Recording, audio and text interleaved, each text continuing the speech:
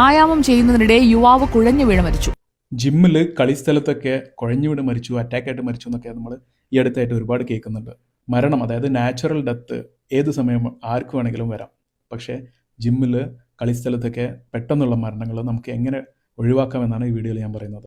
ജിമ്മിലൊക്കെ പോകുന്നവർ നിങ്ങളുടെ ട്രെയിനറുടെ അടുത്ത് പ്രത്യേകം പറയണം, നമുക്ക് എന്തെങ്കിലും അസുഖങ്ങളുണ്ടെങ്കിൽ, എന്തെങ്കിലും മരുന്നുകൾ കഴിക്കുന്നുണ്ടെങ്കിൽ. ജിമ്മിൽ പോകുന്ന ആൾക്കാർ ഏറ്റവും ആദ്യം ശ്രദ്ധിക്കേണ്ട കാര്യമാണ് നമ്മുടെ സേഫ്റ്റി.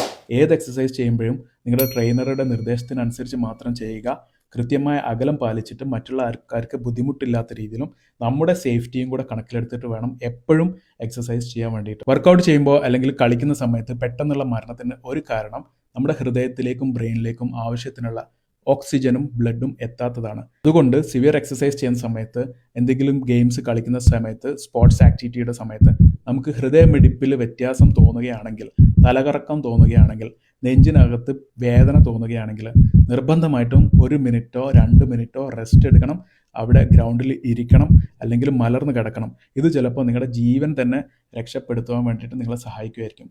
ഈ ഒരു ഇൻഫർമേഷൻ നിങ്ങളുടെ ജിം സുഹൃത്തുക്കൾക്ക്, സ്പോർട്സ് അത്ലറ്റ്സിന്, അതുപോലെ തന്നെ ട്രെയിനേഴ്സിന് ഒന്ന് പാസ് ചെയ്ത് കൊടുക്കുക.